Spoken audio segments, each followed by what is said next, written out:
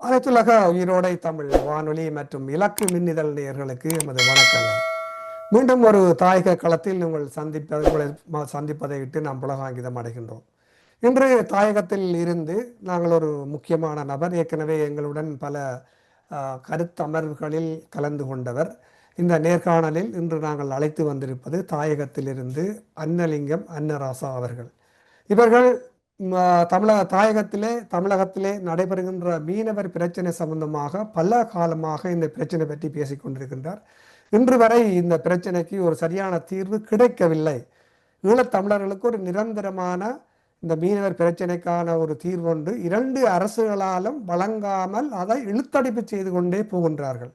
ஈழத்தமிழர்களுடைய வாழ்வாதாரத்தில் அடிப்பது மட்டும் அன்றி தமிழகத்தில் உள்ள தமிழ் தொப்புள் கொடி உறவு என்று சொல்லப்படுகின்ற தமிழக தமிழர்களையும் ஈழத் தமிழர்களையும் பிரிக்கும் செயலில்தான் இந்த அரசுகள் முக்கியமாக வேலை செய்து கொண்டிருக்கின்றார்கள் என்று கூறப்படுகின்றது. அடுத்தபடியாக இப்போது அந்த கச்சதீவு விவாதம் என்பது பெருமளவிலே பேசப்பட்டு கொண்டு வருகின்றது. எதற்காக இந்த கச்சதீவு பிரச்சனையை இப்பொழுது பேசுகின்றார்கள்? மீனவர்கள் பிரச்சனையை திசை திருப்புவதற்காகவா அல்லது இந்த மீனவர்களுடைய பிரச்சனை இழுத்தடிப்பு செய்வதற்காகவா என்று கூட நாம் யோசிக்க வேண்டிய காலத்தின் கட்டாயமாக உள்ளோம். அந்த வகையிலே அன்னலிங்கம் அன்னராசா அவர்களை நான் உங்களை வரவேற்றுக் கொள்கின்றோம். வணக்கம். வணக்கம். புலம்பெயர் நாட்டில இருந்தாலும் எங்களுடைய தாயகத்திலே எங்களுடைய தமிழ் கடற்றொழிலாளர்கள் படுகிற பிரச்சனை தொடர்பாக தொடர்ந்து பேசி வருவதை இட்டு தங்களுக்கும் தங்களுடைய வானொலிக்கும் இதை கேட்டு கொண்டிருக்கின்ற புலம்பெயர் எங்கள் உறவுகளுக்கும் ஒரு கடலவன் சார்பான நன்றிகளை தெரிவித்துக் கொண்டு தொடருவோம்.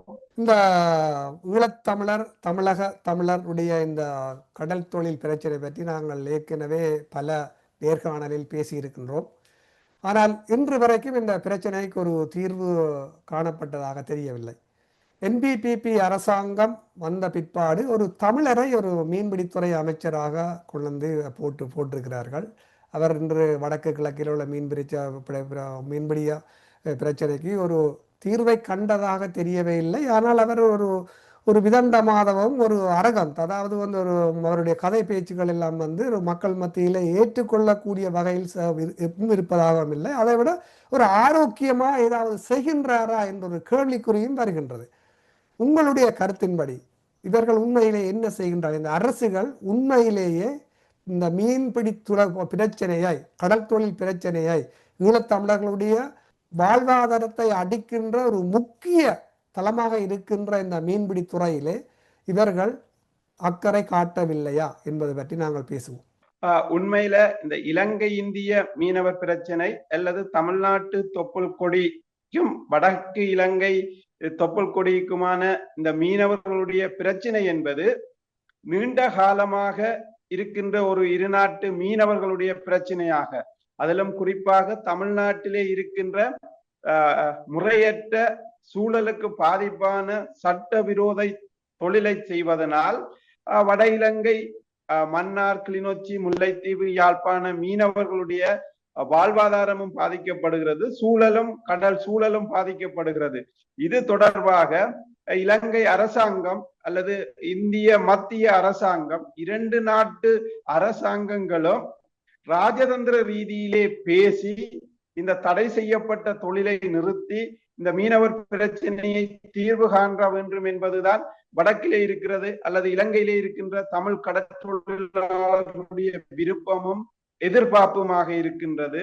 ஆனால் கடந்த காலங்களில் கட்டுப்படுத்துறோம் என்று வடக்கு கடற்றொழிலாளர்கள் கடந்த கால அரசாங்கங்களால் ஏமாற்றப்பட்ட வரலாறு தான் எங்களுக்கு மிஞ்சி இருக்கின்றது. தற்பொழுதும் கூட புதிதாக பதவியேற்றிருக்கின்ற கடற்றொழில் அமைச்சர் இதனை கட்டுப்படுத்துகிறோம் என்று சொல்கிறாரே ஒழிய தூர நோக்கோடு நீண்ட காலத்துக்குரிய ராஜதந்திர ரீதியான தீர்வு நோக்கி நகராமல் இருப்பது வடக்கு கடற்தொழிலாளரை பொறுத்தவரையிலே கவலை அளிக்கிறது, வேதனை அளிக்கின்றது. ஏனென்றால் இரு நாட்டு மீனவர்கள் பிரச்சனையையும் இரு நாட்டு அரசாங்க ஜனாதிபதி இந்தியா சென்று பேசுவதை தவிர்த்துள்ளார். அதே போன்று இந்திய அரசாங்கமும் அல்லது இலங்கையினுடைய மீன்பிடி அமைச்சரும் ராஜதந்திர ரீதியிலே இந்த மீனவர்கள் பிரச்சனையை பேசி தீர்வு காண்பதுதான் எதிர்காலத்திலே எங்களுக்கு சால சிறந்ததாக இருக்கும். இன்றைக்கு கட்டுப்படுத்துகிறேன் அல்லது கட்டுப்படுத்தி இருக்கின்றோம், கண்காணிக்கின்றோம் என்று சொன்னாலும் கூட மீனவர்கள் எல்லை மீறி வந்து கொண்டுதான் இருக்கின்றார்கள், கைது செய்யப்பட்டு கொண்டுதான் இருக்கின்றார்கள். இந்த கைதுகள் ஊடாக கட்டுப்படுத்துவது என்பது தற்காலிக தீர்வாகத்தான் இருக்கும். ஆனால் நாங்கள் எதிர்பார்ப்பது நிரந்தர தீர்வு. இந்தியா எங்களுக்கு அண்டை நாடு அல்லது தமிழ் மக்களுக்கு இடையிலே ஒரு தொப்புள் கொடி உறவை பேணக்கூடிய ஒரு நிலையிலே இந்தியா இருக்கின்றபடியினால் இது பேச்சுவார்த்தை மூலம் ராஜதந்திர ரீதியிலே இரு நாட்டு வெளிவிவகார அமைச்சரும் கடற்றொழில் அமைச்சரும் பேசி இதற்குரிய தீர்வை பெற வேண்டும் என்பதுதான் எங்களுடைய விருப்பமும் அபாவமாக இருக்கிறது. தற்காலிக தீர்வானது அல்லது அண்மை நாட்களிலே இந்த இலங்கை இந்திய மீனவர்களுடைய பிரச்சனை தொடர்பாக பேசப்படுகிற விடயம் என்பது மீண்டும் இந்த இரு நாட்டு மீனவர்களுக்கு அல்லது வன்முறை நோக்கியோ அல்லது ஒரு பொருத்தமில்லாத ஒரு செயல்பாடு நோக்கி நகர்ந்துருமோ என்ற ஐயப்பாடு கடலவராகி எங்களுக்கு இருக்கின்றது. ஏனென்றால் இரு நாட்டு பிரச்சனை, இரு நாட்டு அரசாங்கங்களும் இதை ஒரு கண்ணியமாக தூர நோக்கோடு பேசி தீர்க்க வேண்டும். வெறுமனவே ஊடகங்களுக்கு ஊடாக அல்லது கட்டுப்படுத்துகிறேன் என்று ஒரு ஆக்ரோஷமான கருத்துக்களை கூறுவதன் ஊடாக இந்த பிரச்சனை தீர்வுக்கு வராது. எங்களை பொறுத்தளவிலே இதே நிலைப்பாட்டை அரசாங்கமும் எடுத்து பேசுமாக இருந்தால் எதிர்காலத்திலே கடலிலேதான் ஒரு அசம்பாவிதங்கள் நடப்பதற்கான வாய்ப்புகள் தான் இருக்கின்றது. ஏனென்றால் இரு நாட்டு மீனவர்களையும் சமாதானப்படுத்தி இந்த பிரச்சனையை தீர்த்தால்தான் கடலிலே இரு நாட்டு மீனவர்களும் சுதந்திரமாக மீன் பிடிக்கலாம். இல்ல கட்டுப்படுத்துவன் என்ற ஒரு ஆக்ரோஷமான நடவடிக்கை எடுக்கும் போது மீனவர்களும் கடலிலே வன்முறை நோக்கி நகர்ந்துருவார்களா என்ற ஒரு ஐய நிலைதான் இன்றைக்கு இருக்கின்றது. அதை தவிர்ப்பதற்காக இலங்கையினுடைய கடற்றொழில் அமைச்சரும் சரி, இந்தியாவினுடைய வெளிவிவகார அமைச்சரும் சரி, ராஜதந்திர ரீதியிலே வெளிவிவகார அமைச்சு மட்டத்திலே இந்த பேச்சுவார்த்தையை ஏற்பாடு செய்து அதனூடாக சுமூக தீர்வை ஏற்படுத்தி வடக்கு கடற்தொழிலாளர்களுடைய இருப்பையும் வாழ்வாதாரத்தையும் முன்கொண்டு செல்வதைத்தான் நாங்கள் விரும்புகின்றோம். இதைத்தான் எங்களுடைய தமிழ் அரசியல் தலைவர்கள் அல்லது அரசியல் கட்சிகளும் பேச வேண்டும். மௌனமாய் இருப்பதை கலைத்து இந்த மீனவர் பிரச்சனையிலே வெளிப்படையாக பேசி பேச்சுவார்த்தையின் ஊடாக இந்தியாவின் அண்டை நாடு அல்லது எங்களுக்கு வேண்டிய நாடு இந்தியா என்ற ரீதியிலே அந்த பிரச்சனையை தீர்க்க முனைய வேண்டும். அல்லது இதை மௌனம் காத்து எங்களுடைய அரசியல் தலைமைகளும் கடந்து போகுமாக இருந்தால் எதிர்காலத்திலே வடக்கு கடற்றொழில் சமூகம் மிக சவாலான ஒரு நிலைக்கு பூகோள அரசியலிலே சிக்கி தவிர்க்க முடியாத ஒரு சூழ்நிலைக்கு அனைவரும் குறுக்கிட்ட ஒரு கேள்வி உண்டு. ஏன்னா இதுவரைக்குமே எந்த விதமான முனைப்பான ஏற்பாடுகளும் செய்யாத தமிழ் அரசியல்வாதிகள் ஒரு அறிக்கை கூட விட்டது கிடையாது. செம்மணியிலே தோண்டி புதைக்கப்பட்ட 600க்கும் மேற்பட்ட எமது சொந்தங்களுக்காக அறிக்கை விடாத இந்த அரசியல்வாதிகள் எப்படி செம்மணி போன்று தோண்டி புதைக்கப்பட்ட ஈழத்தமிழர்களுடைய கடல் தொழிலும் தோண்டி புதைப்பதற்கு இவர்களும் ஒரு முக்கிய காரணம். ஏற்கனவே இந்த இன்டர்நேஷனல் மெரைன் ஆர்கனைசேஷன் என்ற ஒரு அமைப்பாலே கடல் எல்லைகள் நிர்ணயிக்கப்பட்டுள்ளது. இந்தியாவுக்கும் இலங்கைக்கும் இடையிலான கடல் எல்லை ஏற்கனவே அவர்களிடம் எழுத்து மூலமாக உள்ளது. அப்ப இந்த எல்லைகளை, இந்த வரம்புகளை, இந்த பேராகிராஃப் என்று சொல்லப்படுகின்ற இந்த பத்திகளை வாசிப்பதற்கும் அதை சுட்டிக்காட்டி இந்திய அரசினூடாக இந்த இந்திய தமிழ் உறவுகளுடைய எல்லை மீறிய மீன்பிடியை தடுப்பதற்கு இப்புள்ள கடல் தொழில் அமைச்சருக்கு அவருக்கான அந்த நாலேஜ் அல்ல தகுதி இல்லையா என்ற ஒரு கேள்வி வருகின்றது அல்லவா? இல்ல, அதுல ஒரு பிரச்சனை அதாவது வடக்கிலே இருக்கிற கடற்தொழிலாளர்களுடைய பிரச்சனையை இதற்கு முன்பிருந்ததும் ஒரு தமிழ் கடற்தொழில் அமைச்சர் தான், தற்போது இருப்பதும் ஒரு கடற்றொழில் அமைச்சர் தான். ஆனால் தமிழ் கடற்றொழில் அமைச்சர்கள் இருப்பதாக உலகுக்கோ அல்லது எங்களுக்கோ தெரிவித்தாலும் கூட இலங்கை அரசாங்கத்தின் கொள்கை வகுப்பாளர்கள் எதை நினைக்கின்றார்களோ அதைத்தான் இவர்கள் செயல்படுத்துகிறார்கள்.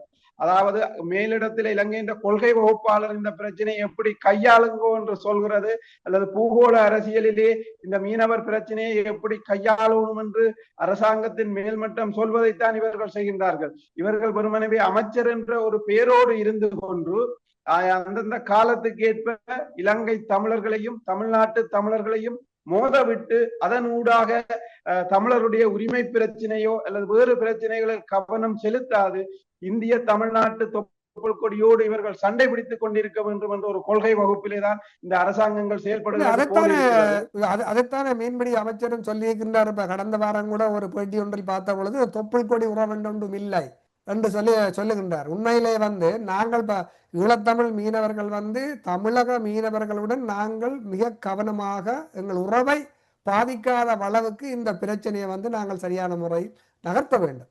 இல்ல, இதுல கடற்றொழில் அமைச்சர் கூறியிருக்கலாம் தொப்புள் கொடி உறவு இல்லை என்று. ஆனால் அதில் பாதிக்கப்படுகிற மீனவர்கள் அல்லது இலங்கை கிளிநொச்சி, முல்லைத்தீவு, மன்னார் அல்லது வடபுல தமிழ் மக்கள் தான் அதை சொல்ல வேண்டும். தொப்புள் கொடி உறவு இருக்கா இல்லையான்னு எங்களுக்குத்தான் அந்த உறவும் தெரியும், அந்த தாற்பயத்தையும் எங்களுடைய பிரதேசத்தில் அனுபவித்தாக்கள் அல்லது அதை கொண்டு செல்ல வேண்டும் என்று விரும்புகிற மக்கள் நாங்கள். ஆனால் இலங்கை கடற்றொழில் அமைச்சர் ஒரு அமைச்சராக இருந்து கொண்டு தொப்புள் கொடி உறவு இல்லை என்பது கூறுவது எங்களை பொறுத்தவரையிலே கவலை அளிக்கிறது, வேதனை அளிக்கிறது. அண்ணன் தம்பிக்கிடையிலே சண்டைகள் வரும், பிரச்சனைகள் வரும். ஆனால் அதை சமாதானப்படுத்தி தொப்புள் கொடி உறவோடு தான் நாங்கள் மீன் பிடிக்க வேண்டும் அல்லது வாழ வேண்டும் என்ற ஒரு எண்ணத்திலே தான் நாங்கள் கடந்த காலத்திலே தமிழ்நாட்டு தொப்புள் கொடி உறவுகளை எங்களுடைய யாழ்ப்பாணத்துக்கு அழைத்து நல்லெண்ண அடிப்படையிலான கலந்துரையாடல் முயற்சியை நாங்கள் மேற்கொண்டது. மீனவர் பிரச்சனைக்கு அப்பாலும் தமிழ்நாட்டோடு இந்தியாவோடு எங்களுடைய தொடர்பு பின்னி பிணைந்திருக்கின்றது. அதனையும் கொன்று மீனவருடைய பிரச்சனையையும் தீர்க்க வேண்டும் என்பதுதான் எங்களுடைய விருப்பம். இப்ப அமைச்சர் சொல்கிறார் என்றதற்காக வேண்டி நாங்கள் அந்த தொப்புள் கொடி இல்லை என்று வடக்கிலே இருக்கிற எந்த தமிழ் கடற்றொழிலாளர்களோ அல்லது எந்த தமிழ் மக்களோ கூறவில்லை. எங்களுக்கான உறவுதான். அது ஒரு தாய் பெற்ற பிள்ளைகள், அண்ணன் வாயும் வயிறும் வேறையாக இருந்தாலும் தாய் பிள்ளைகள் என்றது நாங்கள் ஒன்று. அண்ணன் தம்பி உறவு என்றது எங்களுக்கு இருக்கின்றது. ஆனால் அமைச்சர் எதிர்காலத்தில் இந்த கருத்துக்களை அல்லது இருநாட்டு உறவுக்கும் சீர்குலைப்பதாக தெரிவிக்க மாட்டார் என்ற ஒரு நம்பிக்கை, எதிர்பார்ப்பு எங்களுக்கு இருக்கின்றது.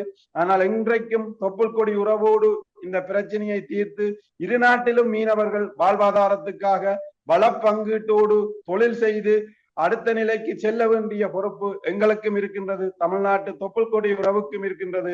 அந்த உறவை இல்லை என்று சொல்வதற்கு யாராலும் முடியாது, அதை ஏற்றுக்கொள்ள மாட்டோம் என்ற செய்தியை நாங்கள் தெளிவாக தமிழ்நாட்டு தொப்புள் கொடி உறவுக்கும் சொல்கின்றோம், எங்களுடைய வடபகுதி மக்களுக்கும் சொல்கின்றோம். எங்களுடைய தமிழ் தலைமைகள் கூட இந்த பிரச்சனைகள் தொடர்பாக மகுனம் காப்பதனால் தான் எல்லோரும் எழுந்தமானத்திற்கு தாங்கள் நினைத்த பாட்டுக்கு எங்களுடைய பிரச்சனையை பேசுகின்றார்களோ என்ற ஐயப்பாடும் கவலையும் எங்களுக்கு இருக்கின்றது. தமிழ் தலைமைகளுக்கு பாடம் புகட்ட வேண்டியது மக்களுடைய ஜனநாயக வழி.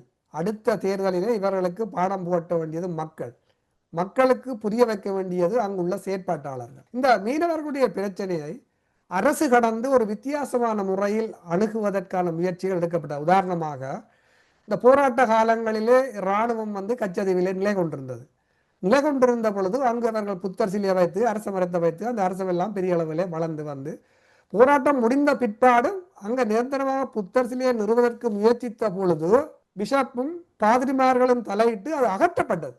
அந்த அளவுக்கு இந்த கிறிஸ்தவ பாதிரிமார்களுக்கு அந்த அளவுக்கு ஒரு மிக சக்தி வாய்ந்தவர்களாக இரண்டு பக்கத்திலும் இருக்கின்றார்கள். அப்படி இருக்கும் பொழுது நமது தாயகத்தை பொறுத்தவரையிலும் சரி, தமிழகத்தை பொறுத்தவரையும் சரி, மீனவ குடும்பங்களை பார்த்தா கூடியளவாக இருப்பவர்கள் அத்தனை பேரும் கிறிஸ்தவ மதத்தை சேர்ந்தவர்கள்.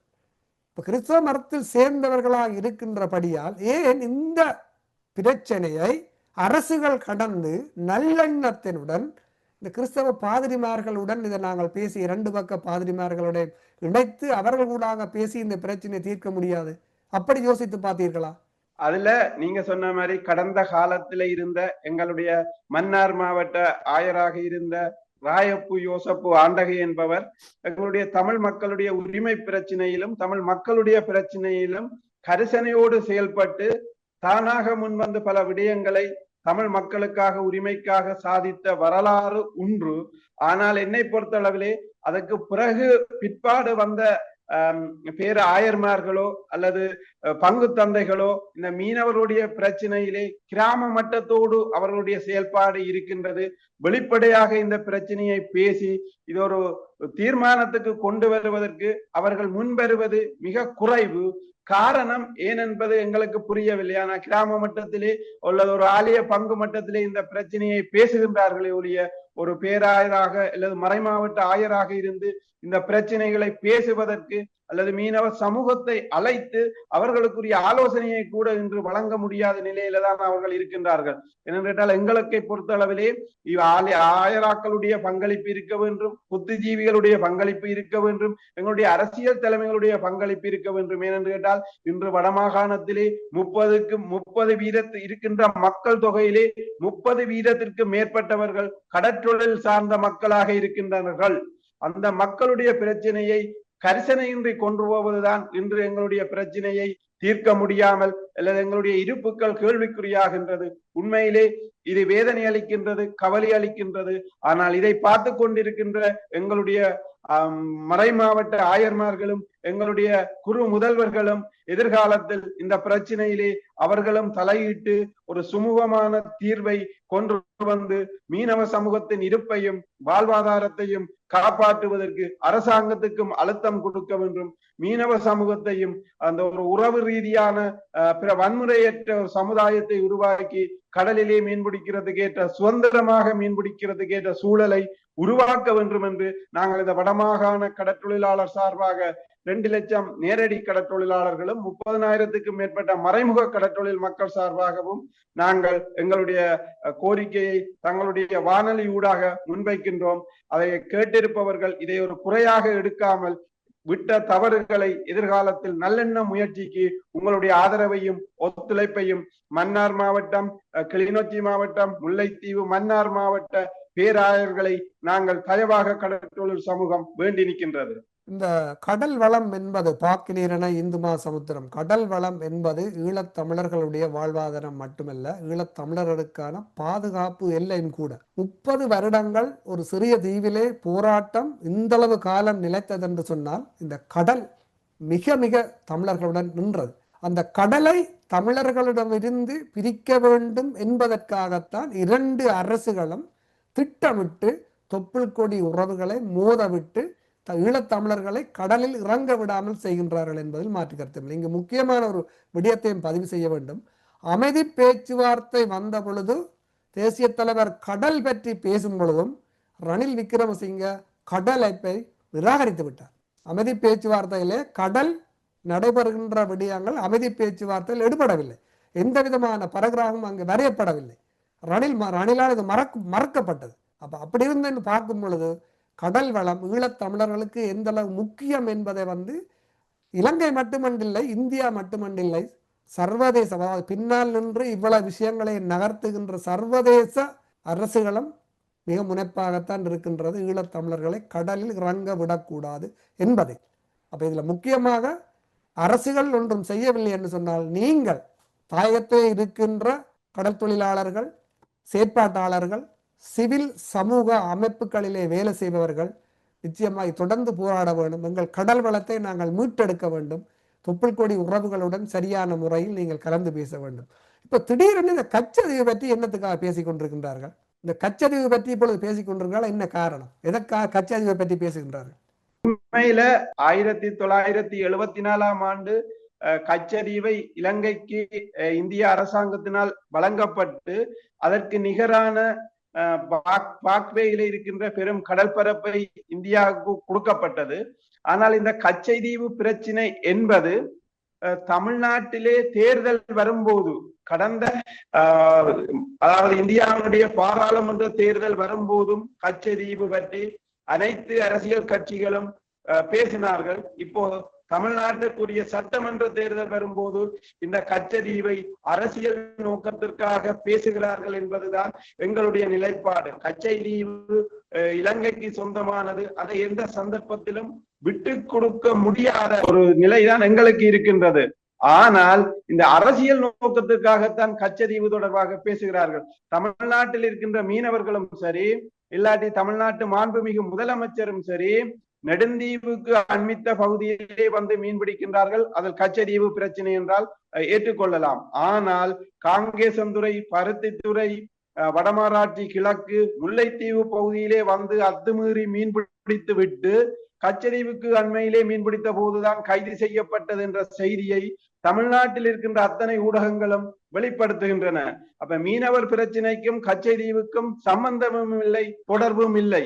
அதாவது பருத்தித்துறையில் பிடிபட்டாலும் தமிழ்நாட்டில் இருக்கின்ற ஊடகங்கள் கச்சதீவுக்கு அண்மையிலே மீன் பிடித்ததாக கைது செய்யப்பட்டதாக செய்தியை வெளியிட்டார்கள். மீனவர் பிரச்சனைக்கும் கச்சதீவுக்கும் எந்த பிரச்சனையும் இல்லை. தமிழ்நாட்டில் இருந்து வந்த ராமேஸ்வரம் மீன்பிடி சங்க தலைவர் கச்சதீவை மீட்பது எங்களுக்கு தேவையற்றது ஒன்று என்றதை வவுனியாவிலே வைத்து எங்கள் முன்னிலையிலே தெளிவாக கூறியிருக்கின்றார். அவர்களுக்கு கச்சதீவை மீட்பது பிரச்சனை இல்லை. கச்சதீவு என்பது இலங்கை தமிழர்களுக்கு அல்லது இலங்கைக்கு கொடுத்ததாகவே இருக்கட்டும். ஆனால் மீனவர் பிரச்சனைக்கு தீர்வு பெறுவதற்காக கச்சதீவை காரணம் காட்டுவது உண்மையிலே தமிழ்நாட்டிலும் சரி அல்லது இந்தியாவிலும் சரி பேசுவது வடக்கு கடற்றொழில் சமூகத்தை ஒரு கவலைக்குள்ளாக்குகின்ற செயல்பாடுதான் இந்த கச்சதீவு தொடர்பாக தமிழ்நாட்டு இன்றே பேசுகின்ற அரசியல் கட்சிகளும் சரி மாண்புமிகு வெளிவிவகார அமைச்சரும் சரி பேசுவது எங்களுக்கு கவலை அளிக்கிறது, வேதனை அளிக்கின்றது. ஆனால் பாகிஸ்தான் போன்று எங்களையும் இந்தியா பார்க்கின்றதா என்ற ஒரு ஐயப்பாட இந்த பேச்சினூடாக எங்களை சிந்திக்க வைக்கின்றது இந்திய மத்திய அரசும் சரி மாநில அரசும் சரி என்ற ஒரு நிலைப்பாடாகத்தான் இருக்கின்றது. என்றால் அண்மையிலே பாகிஸ்தான் நடந்த பிரச்சனைக்கு பிற்பாடு பாகிஸ்தான் பக்கம் இருந்த ஒரு குறிப்பிட்ட பகுதியை இந்தியாவுக்கு பெற்றது போன்று கச்சதீவையும் பெற வேண்டும் என்று தமிழ்நாட்டிலே இருக்கின்ற அரசியல் கட்சிகளும் அல்லது சமூக ஊடகங்களும் குரல் கொடுக்கின்றார்கள். ஆனால் எங்களையும் பாகிஸ்தான் போன்றுதான் அவர்கள் பார்க்கின்றார்களா என்பது அது வேதனை அளிக்கின்றது, கவலை அளிக்கின்றது. அப்படி பார்ப்பார்கள் ஆனால் அது எதிர்காலத்திலே எங்களுக்கும் அவர்களுக்குமே ஒரு சவாலான ஒரு பிரச்சனையாக மாறும். இந்த அரசியல் நோக்கத்திற்காக அல்லது குறுகிய அரசியலுக்காக வேண்டி ஒரு கச்சதீவும் ஒரு தமிழ்நாடு அல்லது இலங்கை தொப்புள் கொடியையும் பிரிப்பதற்கு எத்தனிப்பது பொருத்தமற்றது, கவலை அளிக்கிறது, வேதனை அளிக்கிறது. இது தொடர்பாக நாங்கள் அலட்டிக் கொள்ளவில்லை. ஏனென்றால் எங்களுடைய இறைமையுள்ள பகுதி கச்சதீவுக்கும் மீனவர் பிரச்சனைக்கும் எந்த தொடர்பும் இல்லை என்பதை நாங்கள் தெளிவாக தமிழ்நாட்டு மீனவர்களுக்கும் சொல்லுகின்றோம். தமிழ்நாட்டிலே இருக்கின்ற அனைத்து அரசியல் கட்சி தலைவர்களுக்கும் நாங்கள் தெளிவுபடுத்த விரும்புகின்றோம். நல்லது. நாங்கள் நிறைவு செய்யும் நேரம் நெருங்கிவிட்டது. நாங்கள் எங்களுடைய கடல் வளம் எங்களிடம் இருந்து பறிப்பதை நாங்கள் எப்படியாவது நிறுத்தியே ஆக வேண்டும்.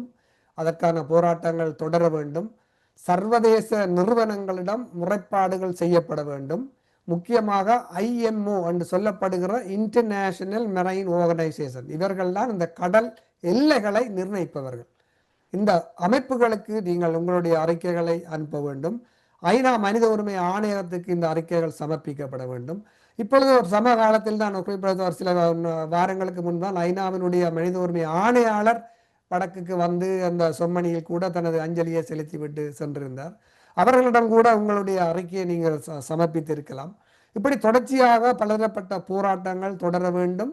நீங்கள் தாயகத்தில் மட்டும் இருப்பவர்கள் மட்டுமில்லை, புலத்தில் உள்ள செயற்பாட்டாளர்களும் தொடர்புகளை ஏற்படுத்தி அங்கு நடைபெறுகின்ற விடயங்களை உலகத்துக்கு கொண்டு வர வேண்டும் என்று கூறிக்கொண்டு இன்று உங்களுடைய நேரத்தை ஒதுக்கி ஈழத்தமிழர்களுடைய எங்களுடைய தாயக உறவுகளினுடைய முக்கியமாக கடல் வளம் சார்ந்த கடல் தொழிலாளர்களுடைய பிரச்சனை பற்றி பேசியதை விட்டு நாங்கள் மகிழ்ச்சி அடைகின்றோம். தொடர்ச்சியாக நாங்கள் இன்னும் பல விடயங்களை பேசுவோம் என்று கூறிக்கொண்டு விடைபெறுகின்றோம். நன்றி, வணக்கம். அந்த வகையிலே நாங்கள் அந்த எங்களுடைய நிலத்திலே இருக்கிற எங்களுடைய கடற்தொழிலாளர்களுடைய பிரச்சனையை தொடர்ந்தும் வெளிக்கொண்டு வருவதிலே தாங்களும் தங்களுடைய வானொலியும் புலத்துல இருந்தாலும் எவ்வளவு கரிசனையோடு தமிழ் கடல் மீது எவ்வளவு அக்கறையோடு இருந்து செயல்பட்டு எங்களுடைய பிரச்சனையிலே வெளியிலே கொண்டு வருவதற்கு தாங்களும் வானொலியும் உதவுகிறது. உங்களுடைய உதவுகின்றதும் அதே போன்று உங்களுடைய கருத்துக்களும் வெளிக்கொண்டு வருவதனூடாக மீனவர் பிரச்சனை தொப்புள் கொடி உறவுகளுக்கு அல்ல, எங்களுடைய புலத்திலே இருக்கிற எங்களுடைய உறவுகளும் அறிந்து கொள்வதற்கு வழி செய்த தங்களுக்கும் தங்களுடைய வானொலிக்கும் கடலவர் சார்பான மனமார்ந்த நன்றிகளையும் தெரிவித்துக் கொள்வதோடு எதிர்காலத்திலும் எங்களுடைய பிரச்சனைக்காக நீங்கள் தொடர்ந்து பேச வேண்டும் என்று கூறி நன்றி கூறி விடைபடுகின்றேன். நன்றி, வணக்கம். நன்றி, நன்றி, வணக்கம். எமது பார்வையாளர்களுக்கு வணக்கம்.